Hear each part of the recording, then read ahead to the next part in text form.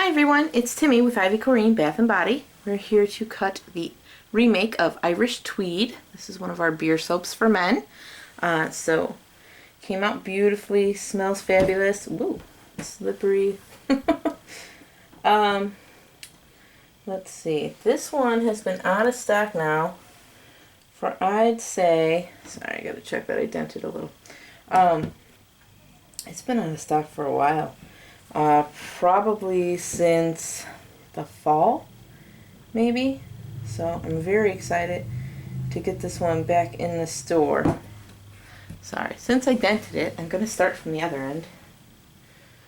Yeah, it's just that one spot. But that way I'll use that part for samples and cut the rest into bars. Anyway, okay, so yeah, it is, yeah, since like February, I think, or not February, the fall.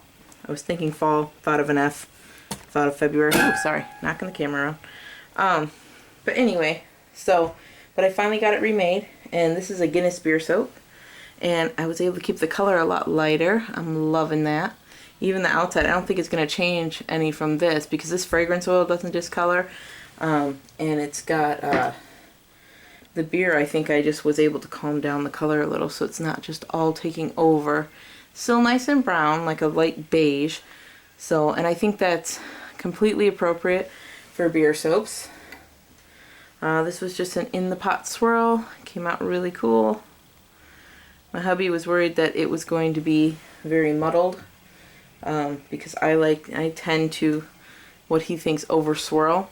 But this is the type of swirl I was going for. Now, if you want a really defined swirl without all the like light swirling around here, like if you look, there's like some really light swirling in the darker ones. So if you want the darker ones like this and you just want the defined ones, don't over swirl it. When you pour it into your pot, you just want to pour it into your spots, and then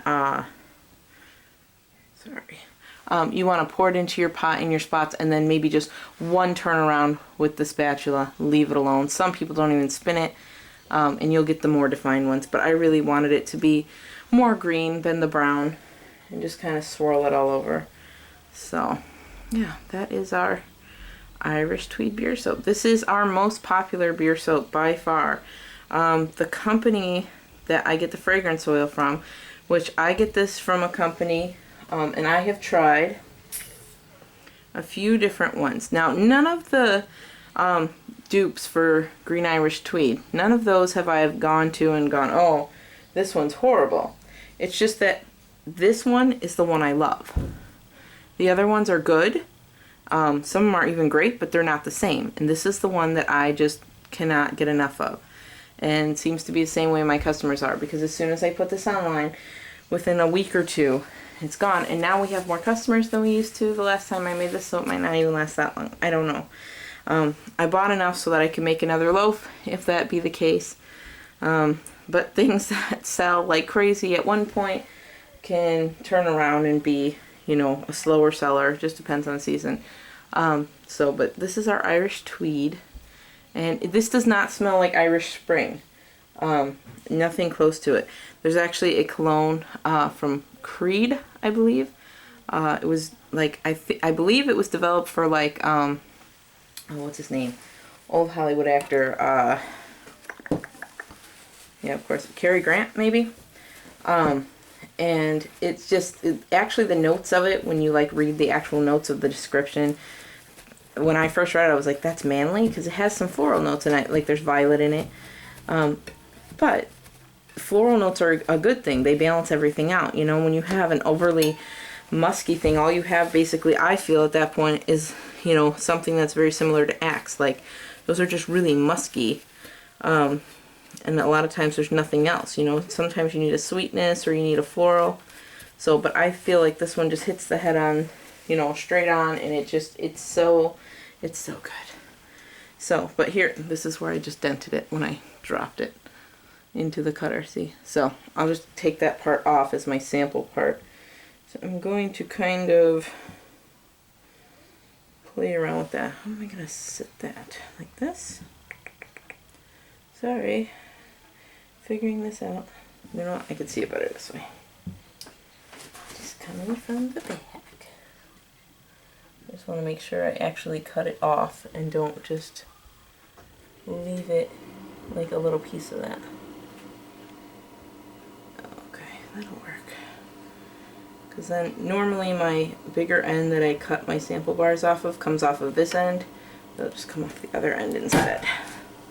So we have one sample piece here, and then this one. See? I was able to get the whole dent. That'll just be my other sample piece. So, yeah, but just light, delicate swirls, nothing fancy. I find guys don't usually care as long as it doesn't have sparkles on it and it's not overly, you know, girly. They usually don't seem to care what the heck it is. So, but yeah, it came out great, and I'm loving the beer soap. And it still has a little bit, if you ever make a beer soap, it has that, like, there's a smell. I don't know how to describe it, but it's a little bit weird and off. Like, you're gonna smell your beer soap when it's done, you're gonna go, what is that? That's not what I put in there. That, did the fragrance morph? And it's not. It's the beer, as it's curing, it will completely go away, that smell, and you'll just have your fragrance there. But for the beginning, it does have that, just an off smell. I don't know what it is. I think it's just the beer, like, kind of, because it got hot when it was gelling or something. I don't know. But in 2 or 3 days, it won't. And it's not even like, I can honestly, if this was cured, I wouldn't be ashamed to sell this either. It smells fantastic still. It's just got, it's like this little background of like, what is that? You know, it's kind of almost salty. In my opinion, I think. So, but it looks really great, and I'm very excited with it. And so this will be on the shop hopefully by, let's see, we're in the end of May. So May, I'm thinking probably mid-June or the beginning of July. But if you want to make sure you find out, follow us on Facebook. It's at facebook.com/IvyCoreen, and that's where every time I stick up a new listing, it goes on there.